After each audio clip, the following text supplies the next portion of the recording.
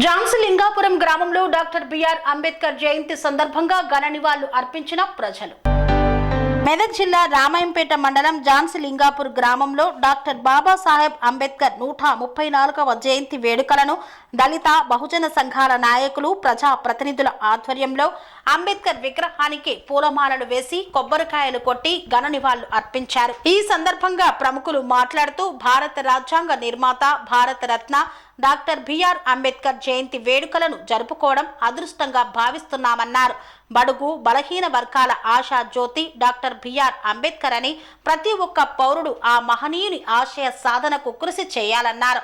ఈ కార్యక్రమంలో మాజీ సర్పంచ్ పంబల్ల జ్యోతి శ్రీనివాస్, మాజీ సర్పంచ్ మానికల రామకృష్ణయ్య, రైతు సమితి అధ్యక్షుడు నర్సారెడ్డి, ఫీల్డ్ అసిస్టెంట్ ఎర్ర దుర్గయ్య, బండమీద సల్మాన్ తదితరులు పాల్గొన్నారు. జాన్సలింగాపూర్లో డాక్టర్ బిఆర్ అంబేద్కర్ గారి 134వ జయంతి సందర్భంగా మా యూత్ సభ్యులు, గ్రామ ప్రజలు, గ్రామ పెద్దలు ప్రతి ఒక్కరూ సహకరించి ఈ కార్యక్రమాన్ని విజయవంతం చేయడం జరిగింది. అదేవిధంగా ఈరోజు మా గ్రామంలో ఈరోజు ఇక్కడ ఈ స్థాయిలో ఉన్నాయంటే డాక్టర్ బాబాసాహెబ్ అంబేద్కర్ వల్లే. ఆ రోజు రాజ్యాంగ చరిత్ర రాసినటువంటి బాబాసాహెబ్ అంబేద్కర్ వల్లనే ఇక్కడ నిలబడి మాట్లాడగలుగుతున్నా అంటే వారి వల్లనే.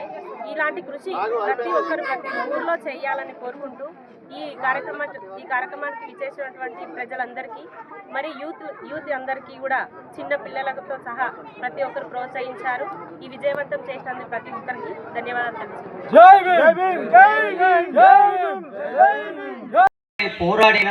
నిలబెట్టినందుకు మన ఊరే అంబేద్కర్ ఎప్పుడు నిలబెడతారో, ఎప్పుడు పెట్టుకుందాం అంటే ఒక 10 ఏళ్ళ తిప్పల పడ్డాము.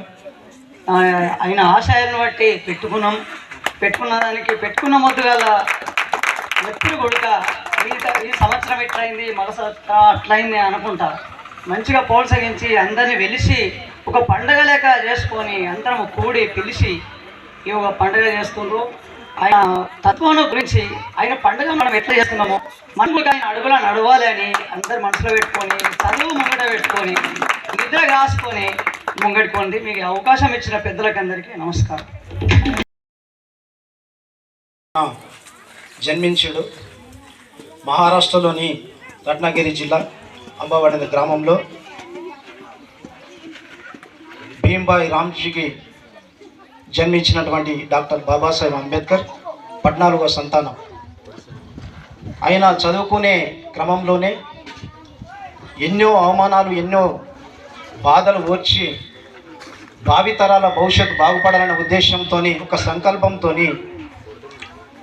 అగ్రకులాల మీద ఎన్నో పోరాటాలు చేసింది. ఆ పోరాటాలు చేసి తన జాతికి న్యాయం చేసుకుంటూ వచ్చింది. పార్లమెంట్లో ఒక బిల్లు పాస్ చేసినప్పుడు తనకు అనుకూలంగా లేనప్పుడు ఆ పదవికి కూడా తృణపాయంగా పక్కకు పెట్టి రాజీనామా చేసి బయటకు వచ్చింది. మరి ఈ రోజులలో మనము ఒక పదవిని త్యాగం చేయాలంటే మనము స్వార్థంతో కూడినటువంటి వ్యక్తులమై ఉన్నాం. కానీ దేశ భవిష్యత్తు కోసమే ఆయన నిస్వార్థంగా రాజీనామా చేసి తన జాతికి న్యాయం చేసుకుంటూ వచ్చింది. మరి అంబేద్కర్ రాజ్యాంగం రాసినటువంటి రాజ్యాంగము భావి తరాలకు అనగారిన కులాలకు మరి శ్రీ బాబాసాహెబ్ అంబేద్కర్ గారి 134వ జయంతి సందర్భంగా మా జాన్సలింగాపూర్ గ్రామంలో ఏర్పాటు చేసినటువంటి ఈ యొక్క జయంతి ఉత్సవాల్లో పాల్గొనడం నా అదృష్టంగా భావిస్తూ, మరియు ఈ యొక్క కార్యక్రమం ఏర్పాటు చేసినటువంటి యువకులకు మరియు అలాగే ఈ యొక్క కార్యక్రమానికి అన్ని విధాలుగా సహకరించినటువంటి పెద్దలకు, మరి గ్రామ యువకులకు, మరి నిరంతరం కష్టపడి ఈ యొక్క బాధ్యతను నిలబెట్టుకున్న వారికి ధన్యవాదాలు తెలుపుతూ, మరియు శ్రీ బాబాసాహెబ్ అంబేద్కర్ గారి చరిత్ర చెప్పాలంటే ఒక రోజు కూడా సరిపోదు. మరి ఆయన 1891 ఏప్రిల్ 14వ తేదీన జన్మించాడు. మరి ఆయన సుమారు 65 సంవత్సరాలే జీవించినాడు. కానీ ఆయన 7 సంవత్సరాల వయసు నుండే ఎన్నో ఒడిదొడుకులు ఎదుర్కొంటూ మరి ఉన్నత ఆ జమాన్లో మీ అందరికి మనకు తెలియకున్నా ఇప్పుడు మన శివ చెప్పినట్టు చరిత్ర అనేది మనం తెలుసుకోవాలి కాబట్టి మనం ఇలా ఎవరం అంబేద్కర్ని చూడలే. కానీ చరిత్ర అనేది ఇప్పుడు మా వెనుక ఉన్న యువత కూడా దాన్ని పాటించాలి. మన ముందు వారు మనకెట్లా చెప్పారో మనం కూడా ఇప్పటి యువతకు ఆదర్శంగా మరి ఆయన ఒక భారతదేశానికి తలమానికమైనటువంటి రాజ్యాంగాన్ని రచించిన న్యాయవేత్త మరి భారతరత్న శ్రీ డాక్టర్ బిఆర్ అంబేద్కర్ గారు. మరి ఆయన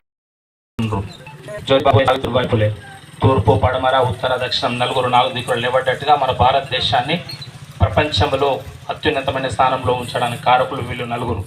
మన వేదాలు కానీ మన భారత రామాయణాలు కానీ మనల్ని భారతదేశంలో ఉన్నత స్థానంలో నిలపలే, కేవలం వీళ్ళు మాత్రమే నిలిపారు. అయితే ఇక్కడ క్యాస్టిజం అనేది బాగా పనిచేస్తుంది. అంబేద్కరిజంలో క్యాస్టిజం ఒకవేళ మాట్లాడగలిగితే చాలా టైం తీసుకోవచ్చు. ఒక్క మాటలు చెప్తా.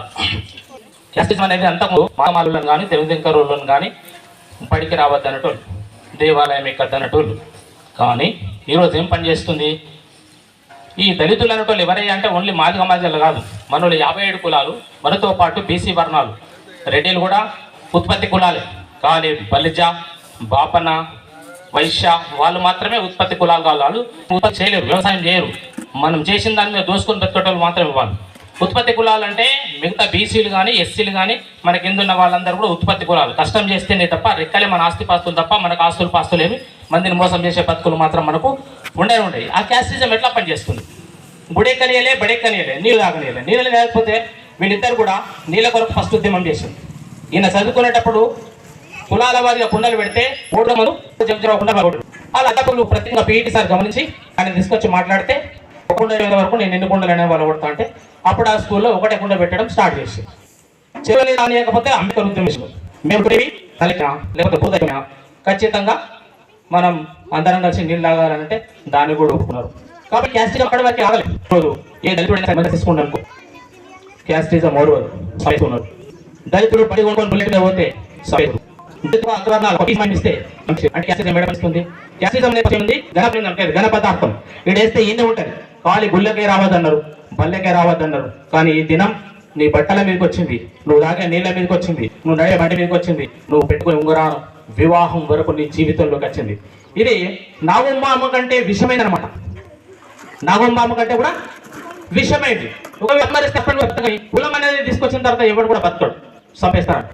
అంటే మన దగ్గర మెజార్టీస్ లా కాదు, చాలా మంది మునంగట్టి మన దగ్గర ఒప్పొచ్చు, మన దగ్గర జరుగుతుంది. అంటే అంబేద్కర్ కొరకు పుట్టిండో ఓడ చేస్తే మేము వచ్చి దీనిపో మేము ఎండకం అంటే మంది ఉన్నది ఉన్నారా? అనురాగానికి అమ్మ ఆదర్శం, ఆరోగ్యానికి Shri Sai homeo stores and clinic. అనుభవం, అర్హత, అంకిత భావం కల డాక్టర్లచే చికిత్స. అన్ని రకాల ఆరోగ్య సమస్యలకు నమ్మకమైన ఎంపిక Shri Sai homeo stores and clinic.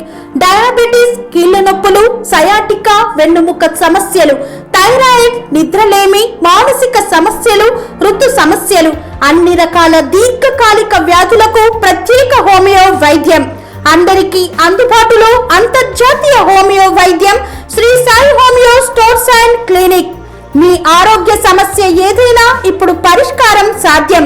Side effect లేని వైద్యంతో సంపూర్ణ ఆరోగ్యం కొరకు సంప్రదించండి Shri Sai homeo clinic and stores, Bhavani Nagar, Ambedkar Nagar road, old Alwal, Secunderabad. సంప్రదించాల్సిన ఫోన్ నంబర్స్ 9000751751 మరియు 9000422525.